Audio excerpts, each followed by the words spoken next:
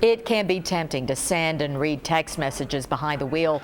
It's what authorities are calling a huge problem, one that can be compared to drunk driving, and one that is top of mind for many East Tennesseans. Just last week, a 6-month investigation revealed a school bus driver was texting when he crashed, killing 2 children and a teacher's aide. Now, many in the community are calling for stricter laws.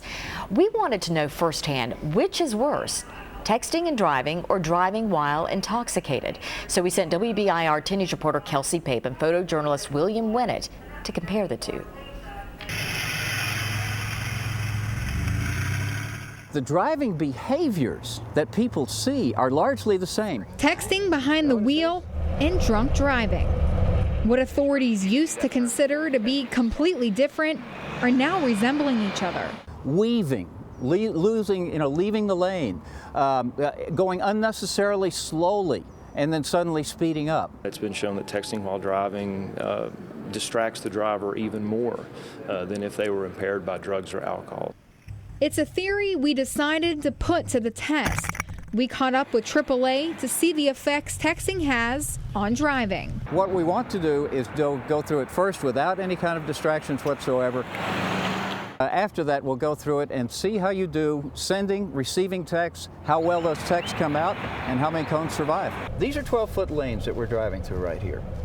Most of the roads, or a lot of the roads in town, are actually 2 feet narrower. No cones took a hit during the demonstration, but the time my eyes were off the road and on my phone was alarming. Down, that was 3 seconds. 1001, 1002, 1001, 1000. That combined with processing the information, even worse. At 55 miles an hour, I could have traveled the length of a football field in the same amount of time. My foot was riding the brake while texting, and my reaction time was affected.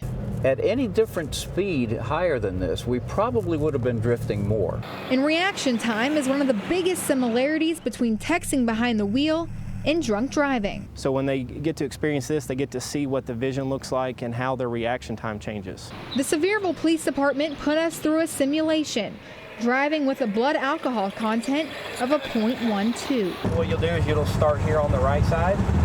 Going through without the goggles was a breeze. Okay. But the moment I put the goggles on, things got blurry and driving became extremely difficult. Cones were hit. Oh, God. And a point was made. See impaired drivers run over curbs. Their depth perception is a little off. 2 different impairments, both taking your eyes and concentration off the road when a split second can mean life or death. There's nothing that has to be done. People will wait for you. So while the debate continues on which impairment is worse, one thing remains true. It's not worth your life. Kelsey Pape, WBIR 10 News.